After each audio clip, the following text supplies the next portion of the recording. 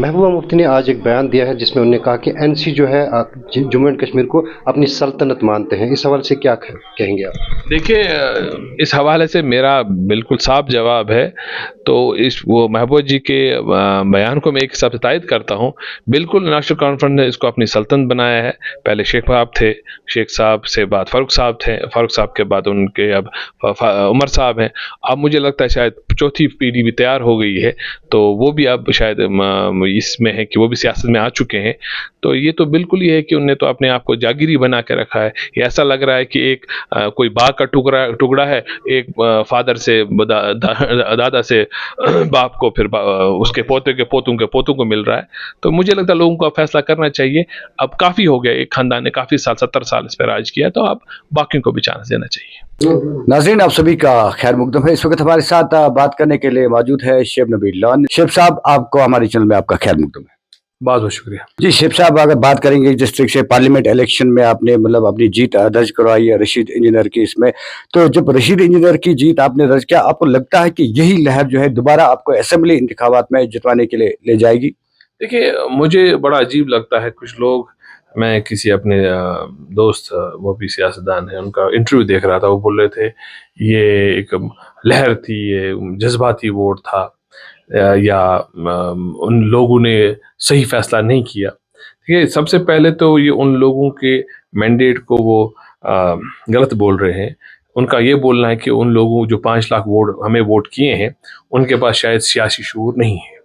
तो मैं उनको ये बताऊं, वो बिल्कुल गलत सोचते हैं।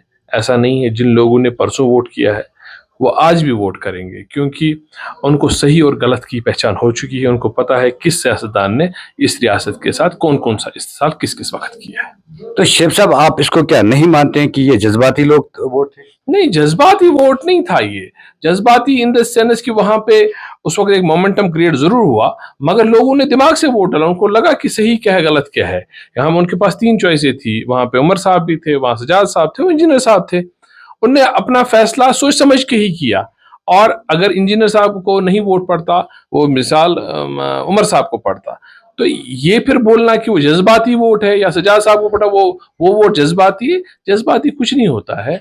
जो भी कोई वोट डालता है वो बिल्कुल सोच समझ के डालता है, उसको पता होता है मैं क्या करता हूँ। और हम किसी के भी वोट एक बहुत ही प्रेशियस चीज़ होती है, उसको हम इस तरह डिमीन नहीं कर सकते, उसको हम इस तरह नहीं बोल सकते कि शायद उसने अपना दिमाग इस्तेमाल नहीं किया, वो जज्बात में आके वोट डाला है। ऐसा नहीं होता है। अगर ये उमर साहब के लिए हुआ होता तब ठीक था, अगर सजाद साहब के हुआ होता तब ठीक है। अब इंजीनियर साहब के लिए हुआ हो, बेचारा गरीब आदमी, उसके लिए बोलते हैं गलत हुआ है। तो ये बिल्कुल उनका सोच गलत है। आप देखिएगा इंशाल्लाह ताला असेंबली में उससे बढ़ चढ़ के जोश होगा लोगों में। तो शेब साहब, आपसे भी जानने की कोशिश करेंगे, आप 25 साल की ही उम्र में जो है आप एमएलए बन गए, तो जिस तरीके से आपका वोट बैंक जो था वो वोट बैंक जो है बारामूला के हिस्से में आया, क्या वो वोट बैंक आपको साथ देगा? इंशाल्लाह मुझे पूरी उम्मीद है। देखिए, संग्रामा कॉन्स्टिट्यूंसी के 2 हिस्से हुए, रात 3 हिस्से हुए, उसमें मेजॉरिटी ऑफ जो पोर्शन है वो बारामूला में जम हो गया। अब वो मैं भी बारामूला का वोटर हूँ, और वो सारा एरिया जो मेरा बेस्टर्न था वो यहाँ की तरफ आया है। बिल्कुल वो मेरा साथ देंगे, मुझे पूरी उम्मीद है। अपने तमाम उन संग्रामा के लोगों पे जो अब बारामूला का हिस्सा है। और मैं आपको ये भी बताता चलूँ कि कुछ लोगों को कन्फ्यूजन है, शायद मैं बारामूला में मेरा वोट नहीं है या मैं यहाँ का वोटर नहीं हूँ। मैं बिल्कुल, मेरा गांव, मेरा इलाका सारा का सारा बारामूला में जम हो गया है, और मैं बारामूला का ही वोटर हूँ। और मेरा जो सारा इलाका वो बारामूला से ही, अब जितने भी वोटर्स हैं वो बारामूला के लिए ही वोट डालेंगे, सिविल सेगमेंट के लिए। चलिए शेब साहब, बात करते हैं नेशनल कॉन्फ्रेंस और कांग्रेस अलायंस की। आप किस नज़र से उसको देख रहे हैं? देखिए, उनकी वो सियासी मजबूरी है। वो चाहते हैं जम्मू से कांग्रेस जीते और कश्मीर से नेशनल कॉन्फ्रेंस जीते। मगर मैं आपको बताऊं कि ये अलायंस ज़्यादा कामयाब नहीं रहेगा, क्योंकि अलायंस बड़े लीडरों के बीच हुआ है। जो नीचे वर्कर है, आप देखिए, अभी मैं हमारे एक बड़े लीडर का प्रोटेस्ट देख रहा था, वो नेशनल कॉन्फ्रेंस से है। उसने किस तरह प्रोटेस्ट किया अपनी पार्टी की तरह। इस तरह आप कल परसों ये भी देखेंगे कि कांग्रेस के भी वर्कर निकल के आएंगे, वो भी प्रोटेस्ट करेंगे, जनाब हमारा हक मारा गया। तो ये अलायंस वलायंस जो होता है ये ऊपरी सतह पे होता है, नीचे की सतह ऐसा कुछ नहीं होता है। तो शेब साहब, चलिए बात करते हैं, हम पीडीपी की बात करेंगे, या इस वक्त जो मैदान में नौजवान उतरे हैं तो उनके बारे में आपकी क्या राय? देखिए, अच्छा है जितने लोग इलेक्शन लड़ेंगे, ये अच्छा हेल्दी डेमोक्रेसी का साइन है मेरे लिए। सबको ऑल द बेस्ट। वो सियासी तौर पे अब तो थोड़ा बहुत टाइम हो गया सियासत में, जबकि हमारी उम्र ज़्यादा नहीं हो सकती है, मगर ऐसी एक ज़िंदगी में ट्रेजेडी हुई कि मुझे बहुत छोटी उम्र में सियासत में आना पड़ा और बहुत छोटी उम्र में कामयाबी मिली, एमएलए भी बना।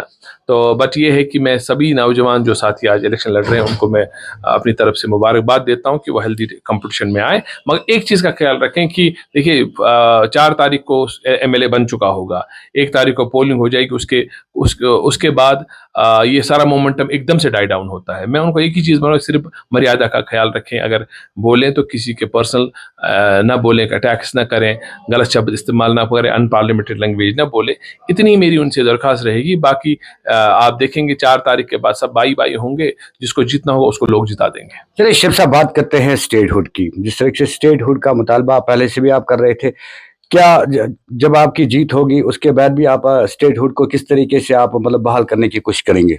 देखिए, स्टेटहुड के साथ साथ जो हमसे लिया गया है, मैं उसके लिए भी बात करूंगा। अगर जहाँ पे भी एआईपी का सवाल होगा और अगर 370 की बहाली के लिए जहाँ भी खड़ा होना होगा, हमारी पार्टी खड़ा रहेगी और उन तमाम लोगों का साथ देगी जो ये 370 की बहाली के लिए या कोई ऐसे कानून के लिए जिससे हमारे लैंड राइट्स प्रोटेक्ट हो, हमारी जॉब्स प्रोटेक्ट है, ऐसा कोई भी कानून बनाने की कोशिश होगी, उसमें हम पेश होंगे। अच्छा, इंजीनियर रशीद की रिहाई के बारे में अगर हम बात करेंगे, क्या मुतवक्का है कि उन्हें बेल मिलेगी?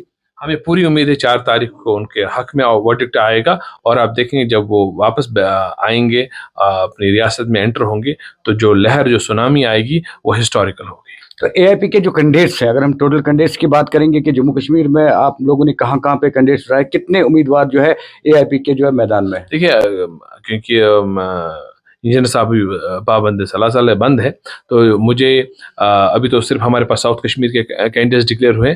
कल परसों हम श्रीनगर का लिस्ट भी इशू कर देंगे, उसके फौरन बाद बारामूला का भी कर देंगे। तो इसका मतलब है कि आप जो कश्मीर में ही मतलब जो उम्मीदवार होंगे वो जम्मू में फिलहाल आपका वहां से कोई उम्मीदवार नहीं होगा? देखिए, जम्मू की तरफ, क्योंकि अभी ये बहुत ही इन्फेंसी में पार्टी है और अभी जो सबसे इम्पोर्टेंट मसला है कि इंजीनियर साहब की रिहाई, जिसके लिए लोगों ने वोट किया है, हमारा सारा फोकस उसी की तरफ है, इसलिए जम्मू की तरफ मुझे नहीं लगता अभी हम ज़्यादा कैंडिडेट उठा रहे हैं। चलिए शिव साहब, आखिर पे आपसे पूछना चाहूंगा कि जिस तरीके से आप बारामूला में अपना इलेक्शन लड़ने जा रहे हैं, तो आपका मैनिफेस्टो जो है वो क्या रहेगा? देखिए, जहाँ तक मैनिफेस्टो की काम है तंजीमी लेवल पे, वो इंजीनियर साहब ने बनाया है। शायद अगर अल्लाह ताला ने किया कि वो 4 तारीख को रिहा होते हैं तो वो मैनिफेस्टो से मंजर आम आ जाएगा। बाकी अगर वो नहीं भी आते हैं तो भी वो मैनिफेस्टो आ जाएगा हमारे पास। जहाँ तक मेरा ज़ाती ताल्लुक है बारामूला के हवाले से, बारामूला में कुछ बर्निंग इशूज़ है, जैसे कि पानी का बहुत बड़ा इशू, बहुत सारे इलाके साफ पानी से मुतासर है। अगर आप देखिए, ओल्ड टाउन को भी अभी दरियाव का पानी मिल रहा है और काफ़ी दिलना हमारा बहुत बड़ा गांव है, उसको दरियाव का पानी मिल रहा है। जबकि हमारे पास नेचुरल रिसोर्सेज हैं, हम पानी ला सकते हैं साफ जगहों से, या जो हमारे कंडी के एरिया, वहाँ पे कुछ ऐसे चश्मे हैं जो उनके पास वाटर रिजर्व उसमें बहुत ज़्यादा है, उसको हम पानी से अगर हम चाहें वो पानी, साफ पानी लोगों को दे सकते हैं। रोडों का मसला है, अगर आप देखेंगे ओल्ड टाउन बारामूला में रोडों की हालत बहुत खस्ता है, तो रोड ठीक करने के हवाले से इंशाल्लाह हम काम करेंगे।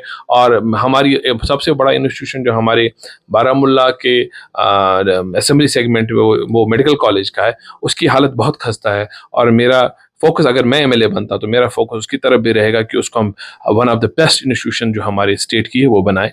और भी काफ़ी सारी हमारे पास इश्यूज़ हैं जो हमें एड्रेस करने की ज़रूरत है, जिन पे लोगों को काम करने की ज़रूरत है और जिनसे इस वक्त लोगों को बहुत मुश्किलात हो रही हैं, और इंशाल्लाह ताला हम उन पे काम करेंगे और उन मुश्किलातों से लोगों को अज़ाला दिलाएंगे। तो बेरोजगारी के हवाले से अगर बात करेंगे कि एआईपी का क्या स्टैंड रहेगा? देखिए, बेरोजगारी सबसे बड़ा बर्निंग इशू है जी।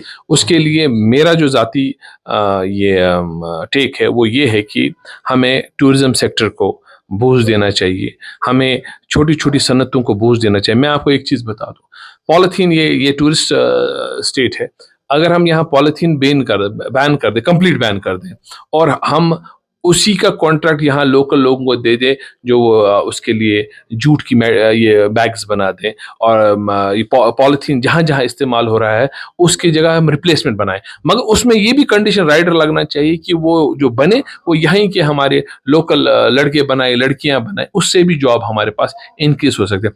काफ़ी ऐसी चीज़ें हैं जो डिटेल डिस्कशन करने की ज़रूरत है, जिसमें मेरे पास अपने मैं ये बता सकता हूँ कि कहाँ कहाँ हमें काम करने की ज़रूरत है और कहाँ कहाँ हम जॉब वसीले इंक्रीज कर सकते हैं।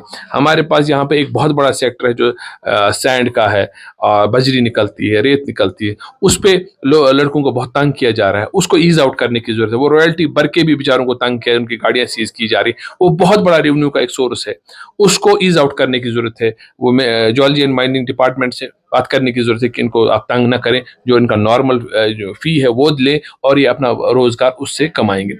और भी कई सारी सेक्टर्स है जहाँ पे हम काम करने की जरूरत है, जहाँ से नौजवानों के लिए रोजगार हम दे सकते हैं। और ऑफ कोर्स जो सबसे बड़ा सेक्टर है गवर्नमेंट जॉब्स का, उसमें भी काम करने की ज़रूरत है। जो पब्लिक सर्विस कमीशन है उसको थोड़ा स्पीड अप करने की ज़रूरत है, वो बहुत स्लो चलता है और रिक्रूटमेंट फास्ट होती नहीं है, उसमें भी काम करने की ज़रूरत है। तो शेख नबील साहब, आखिर पे आप बारामूला के आवाम को क्या मैसेज देना चाहेंगे? देखिए, बारामूला की आवाम को मेरे एक ही मैसेज है कि एक बदलाव की ज़रूरत है बारामूला में। अगर वो समझते हैं, हमें इस काबिल समझते हैं, हमें एक मौका दे, इंशाल्लाह ताला हम उनकी खिदमत करेंगे और इस मौके को हम ज़ाया नहीं होने देंगे, क्योंकि हमारे लिए भी करो या मरो वाली स्थिति है।